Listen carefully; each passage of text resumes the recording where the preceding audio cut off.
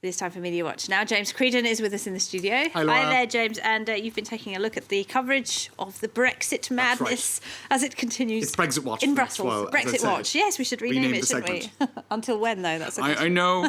Hopefully not too long. Well, or hopefully a long time. Well, it depends who you ask, doesn't it? Indeed.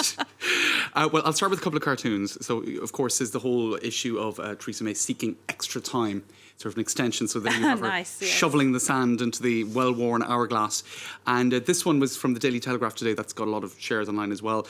There you see. She's always looking horrific in these cartoons because, of course, it is highly stressful. That's a bit unflattering, I have to say. It is a bit too much. For both of them. I mean, but the I suppose dark circles under the eyes are probably quite accurate. Yes. June 30th. Could we have a June 30th? Everyone would prefer the end of May. Yes.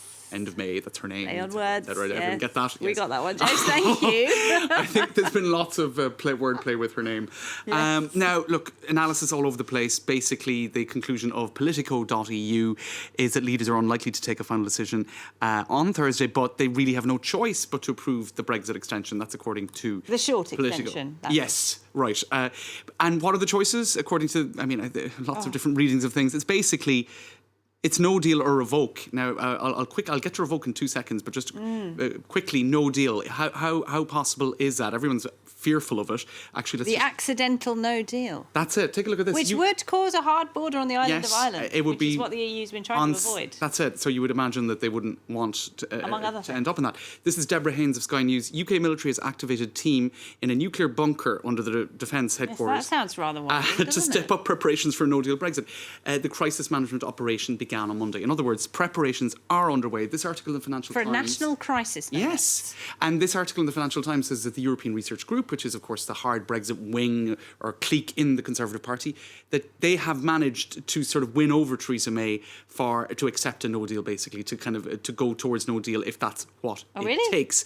In other words, that she would choose the integrity of the party over, you could say, that's leaks coming out of the Conservative Party that the Financial Times have heard. That was the only thing Parliament agreed on, wasn't it? That they don't want a no deal. Well, that's it. But look, take a look. She said this Parliament's fault. This was her speech last night. There's clearly a massive standoff between a grim Theresa May. speech to the nation. That's right, and she's been getting criticism for that as well in the New Statesman, saying the Prime Minister has aligned herself with an anti-liberal tradition in which executive power overrides all else. In other words, the Parliament speaks. If it's a parliamentary democracy, you have to listen, even if you don't like the result.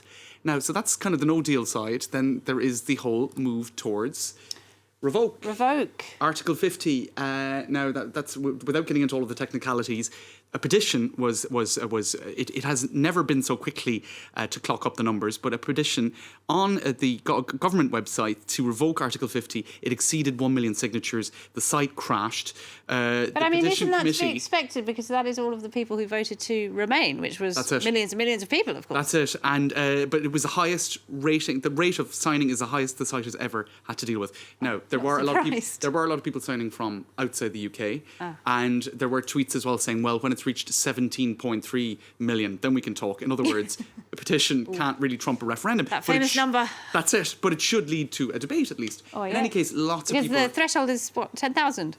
I think so. So definitely there should be a debate, right? A lot less than it is now. Anyway, this is ahead of the Trade Unions Congress. People not fed up with debates. I mean, that's it. And there isn't time even. Now, who else? Hugh Grant, he said he signed it and any sane person would.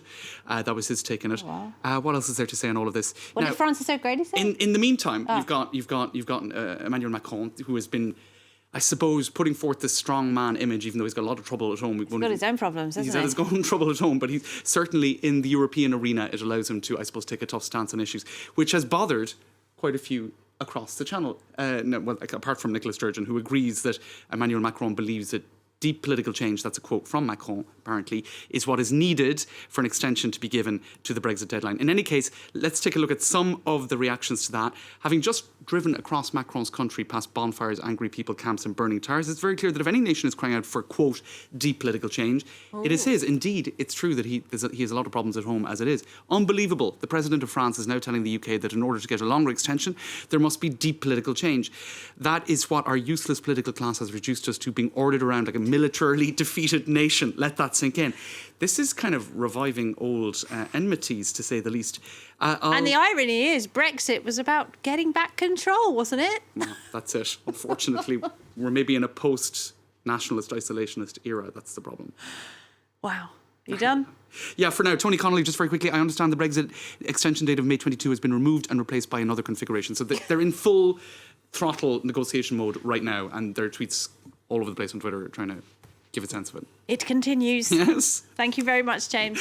Thanks, Laura. As always, James Creedon there.